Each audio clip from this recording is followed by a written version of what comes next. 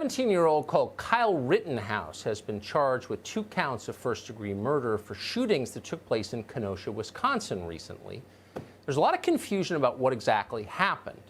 But in at least 2 of the shootings, video shows Rittenhouse running away, being attacked, and then firing. What does this add up to? Well, some on the left don't want to know.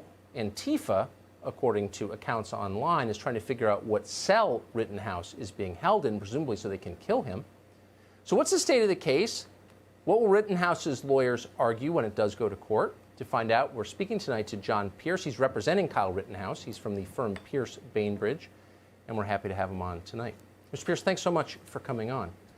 So, hi, Tucker. Thank you so much for having us to get the true story out of what happened in Kenosha that night. Well, I'm eager to know, because this is one of those stories that obviously has intense partisan interest, and there's a lot of confusing video. But what is, broadly speaking, the defense that you will mount on behalf of Kyle Rittenhouse? This is 100% self-defense, Tucker. Kyle, he's a good kid. He's a lifeguard. Kenosha was burning down. Actually, when he got done with work that day, he went to the high school with some friends to try to remove some graffiti. After that, they got a call from a local business person who owns 3 businesses in downtown Kenosha. 2 of those 3 businesses had been burnt to the ground, and this business owner simply wanted to desperately protect what was left of his life's work, so he asked for help. Kyle and his friends decided that nobody was doing anything to protect that community, and they decided that they would answer that call and help to protect that business. Kyle actually took a first aid kit downtown because he was concerned that there would be wounded protesters downtown. And in fact, he took a firearm because Kenosha had become a war zone. Right. And any sensible person would take that. And him and his friends stayed on the premises and protected that property. And then some events started to unfold whereby he was trying to treat medically wounded protesters, and ultimately he got trapped out on the street, out in the open, because the riot police had moved the line far enough down that they were between himself and that premises.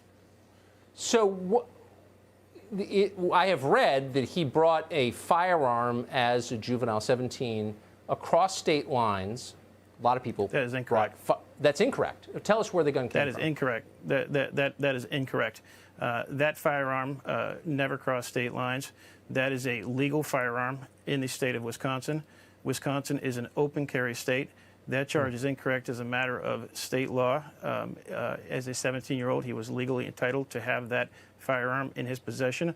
Moreover, we are going to be arguing that the Second Amendment and Title 10, Section 246 of the United States Code renders that charge, and any ordinance that charge would be based on blatantly unconstitutional under these circumstances.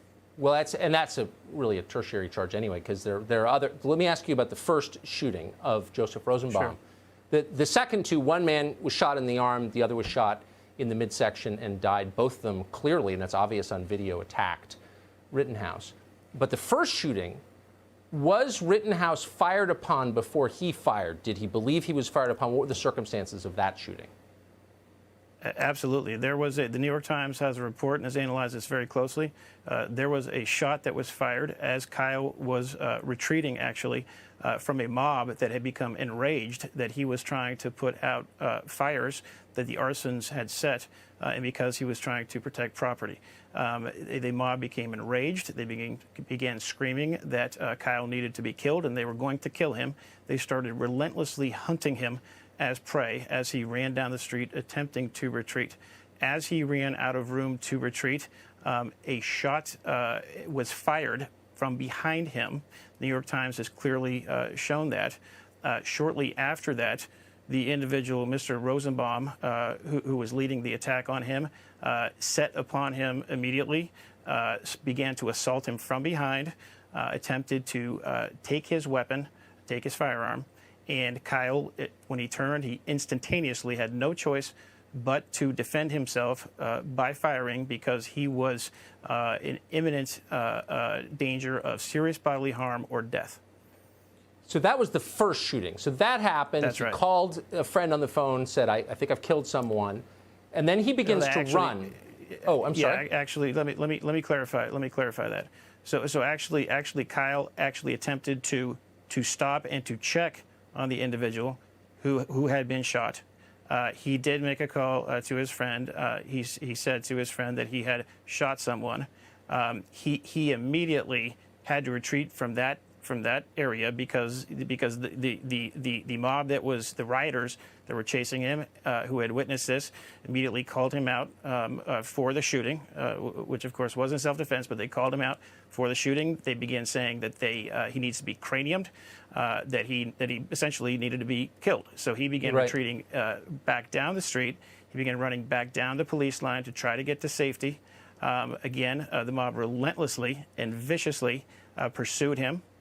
And he was struck as he was running from behind by one of the rioters. He tripped and fell to the ground.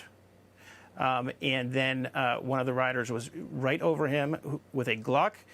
The other one was attempting, and both of them were attempting to disarm him, to take his AR-15. He was successful in being able to fight that off, and he had no choice but to then immediately defend himself. He was at fear of serious bodily harm or death. He fired and disarmed the individual who had the Glock by hitting him in the arm. He shot and killed the other person who was attacking him. And I got to tell you, one thing, if you really think about this, Tucker, in this war zone, in this chaos that was occurring in a city in America, in the middle of Wisconsin, Kyle, the only individuals that Kyle shot were the three individuals that were attacking him and putting him at risk of serious bodily harm or death. This is a 17-year-old kid. This is amazing. So let me ask you this, and I think that's a fair point. He didn't shoot indiscriminately, and I'm taking your word for it in the first one because I haven't seen the video, but in the second two, I have seen the video. One guy attacked him, the other guy was pointing a gun at him. Here's my question. He shot that man in the arm, and the man backed off. That man survived. That man has not been charged. He came at a 17-year-old with a gun. Why has he not been charged? So here's a question that I have, Tucker. Where are the charges for aggravated assault against Kyle Rittenhouse? Where are the charges for arson in our cities? Where are the charges for rioting?